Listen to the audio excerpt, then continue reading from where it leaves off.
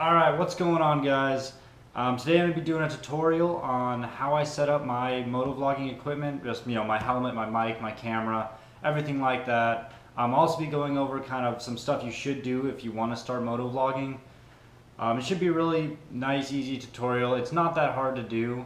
And I do apologize if you can't hear me. I only have one mic, so I am using that to show you guys what to do. So I'm trying to talk loud because I know the GoPro mics kind of suck. So we'll see. I don't even know how it sounds because my GoPro app's not working. Alright, first and probably second most important behind a motorcycle and a helmet, you need a camera. There's plenty of great camera options out there. Personally, I like the GoPros just because I'm familiar with them. I've used them for years. And the GoPros are fairly user-friendly. Next thing you're going to need, obviously, is a helmet. Depending on where you want to place your camera, I do the chin one right here. So the GoPro, if you can see it, it goes on right about there. Weirdly, as much as it looks like it is not in my line of sight at all. Like, I can only see just the very tip of this thing. So I like this mount. You guys kind of see whatever I see, which is why I like it. Alright, and the mounting that I use for my GoPro is pretty simple. It's one of these, so I'll take it off. Wow, I really have that on there. Alright, well I can't get it off. That's great. But if you can see, it's one of these, the actual sticky mount mounts, but it has this little curve to it. They're pretty easy to find. They come in the just random, like you can get a little bag of mounts. It comes in those.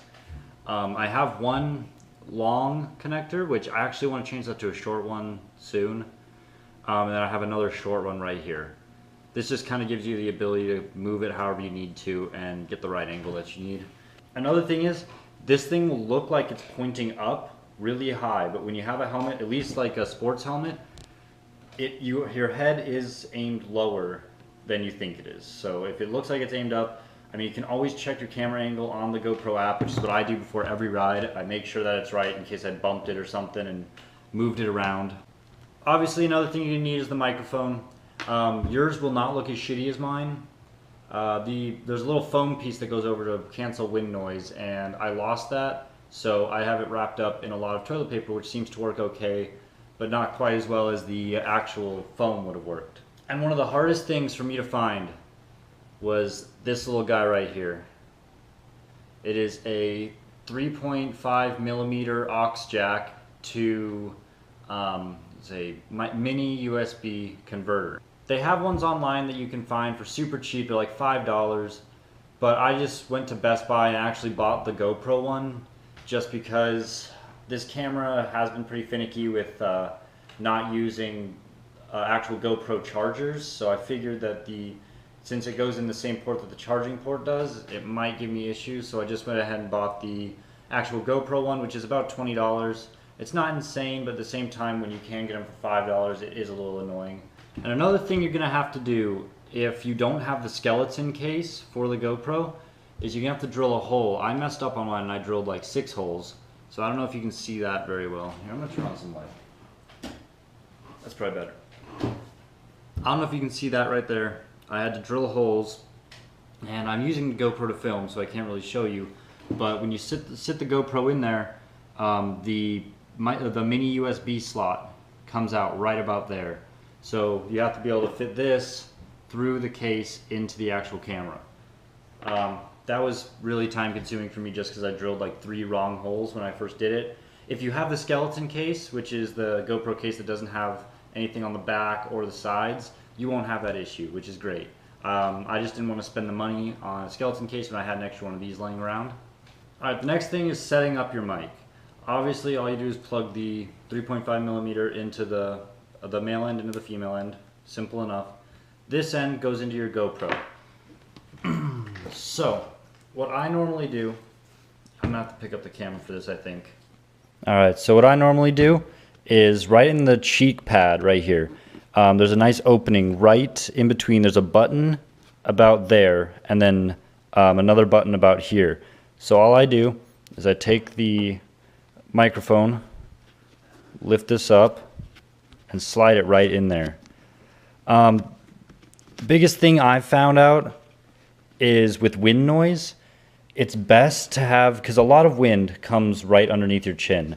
So I usually put the mic as pretty much as far up as I can get it without hitting the actual glass part. One of the only issues I've found with putting the mic high up is that if you do breathe out of your nose a lot, you are going to hear yourself breathe, which isn't a huge issue because if you're talking, all you're going to hear is you talking, not the actual breathing. So just keep that in mind. If you do breathe out of your nose a lot, try to put it a little lower. It's not going to be unbearable. I mean, my mic setup is kind of shitty, so it might help if I had a better mic setup. Now, what do you do with this mile of excess cord? It's pretty easy. It's what I do, at least. I just take it and I seriously just wrap it around the base of this GoPro about 6 times. Actually, probably more than 6 times, like 100 times.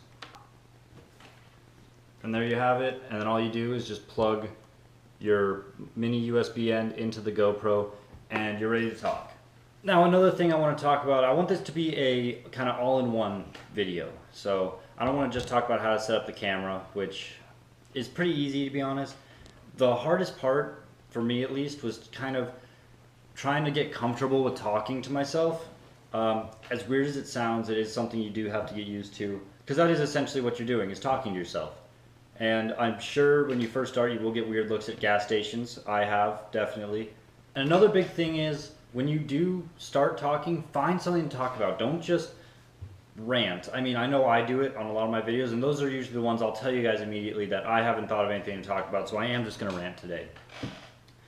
Another thing I want to talk about is another bigger motovlogger, actually a huge motovlogger, did the same thing. He kind of did a how to start motovlogging tutorial, and he said that if you're not good at public speaking, you aren't going to be good at this. And that is not true at all, guys. I mean, I honestly am one of the most shy people that you can meet. Like, when it comes to talking in front of people, I am the worst. I cannot talk to anyone. And I mean, I know it's hard to take advice from me right now because my channel is small, but that's not the point. The point is getting behind the camera and just talking. It doesn't have to be great. Just get behind it and talk. The biggest thing is just get behind the camera and start talking. I mean, you don't just pretend like there's no one there. Just talk to yourself, comment on what's going on around you, comment on anything that's going on in the motorcycle world. I mean, don't sit there and, you know, talk about what you had for lunch or something, because that's not going to be as interesting to people who are just looking at your channel because they like to ride motorcycles too. And another thing that I want to stress is, as much as those videos that of, you know, motorcyclists getting into fights and wrecks and everything get a lot of views, don't go out looking for trouble. That does not give motovloggers or any YouTubers really a good name. Just do you. If something interesting happens, then post it for sure, but don't go out trying to find trouble just to get views. Alright, so another thing I want to talk about really quick is editing. What I use is GoPro Studios. It's a free video editing software that you can get off of the GoPro website. I wouldn't recommend it if you really want to, you know, do great stuff. It's great for jump cutting, but it doesn't have that much in the form of options, and it really only works if you have a GoPro, because it senses that it was filmed on a GoPro, and if you try to upload videos, which I have, if you try to put videos into it that are not from a GoPro, it will tell you that it's not possible. Let's see how many subscribers we're at. 299, but it says 298 there. Huh. Anyway, I'll show you guys the app. It's pretty simple. That's one thing I like about it. It is very easy to use. Alright, so it's super easy. I'll just kind of go over what you have to do for it. Just click import files. I'm going to go to, let's see, go to GoPro. Let's do this one. Select all the videos from that day, which this one I had like 5.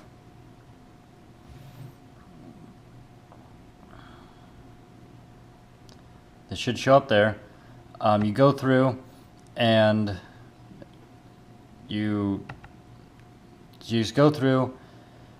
What I do is I just do it rough this time because, so say I wanted this clip right here. Press this, and I wanted it till about here. Do that, add to conversion list, and then you convert it, which is annoying. This is what takes the most time because it does take forever to convert videos. And then when you go to the editing side of things, you do get the option to do more fine trimming, which is what I do use it for. You get the option to use filters and templates, which I always do blank template because copyright, you know. So you do get the option to use other templates and filters and everything. This is where you can add titles in your music. You can do a lot of stuff with GoPro Studio, but it's just definitely not the best one out there. Yeah, all you gotta do, guys, is just ride your motorcycle, have fun doing it, and just talk. It's not that hard to do. Where it gets difficult is if you want to do that fancy editing and stuff on the computer, which I think I've said in my other videos isn't the feel I want to get from this channel. I want it to be a more raw, just you riding with me experience, and I hope that's what you guys are getting and hope you like it. So I don't do any of that crazy editing. I've taken classes where I could technically do some of that fancier editing, but it's just not what I want to do with this channel. So another thing definitely is, for me at least, I like to save every video that I record on my GoPro just in case I need it for future use or whatever I want to do with it. So make sure you do have a lot of storage on your computer. I, in 1 month, have recorded 114 gigabytes of video. So if you're trying to do this on a little Acer that only has a 100 gigabyte hard drive, then you are going to fill it up really quick. Eventually I have a terabyte, so I'm not really worried about the whole running out of memory thing, but eventually I am going to have to get an external hard drive. It'll be kind of cool to get like a stack of them, just all of motovlogs. So, and that's all just raw footage. That doesn't include my edited videos or anything. So it does take up a lot of memory. Another thing that I've really noticed is have really good internet. We have okay internet here, but one thing I've noticed is as soon as I click upload on a video, so I start uploading it to YouTube, the internet stops working. So it will work for my computer to upload it, but Netflix will stop working. You can't go on your phone for Wi-Fi or anything. So pretty much the only times I can upload videos is between like midnight and 4 a.m. So that's why you'll always see on my Snapchat that I'm up super fucking late, is because my parents want to watch Netflix or whatever, and they can't if I'm uploading videos. So they pretty much told me I have to upload them after like midnight. Alright guys, thank you so much for watching. I hope this helped you. If you are thinking about motovlogging, I strongly encourage you to do it. It's so much fun to do. As always, hit that like button and hit that share button. That share button will really help me out. I'm just trying to grow this channel as much as I can. Ride safe, and we will see you soon for the next video.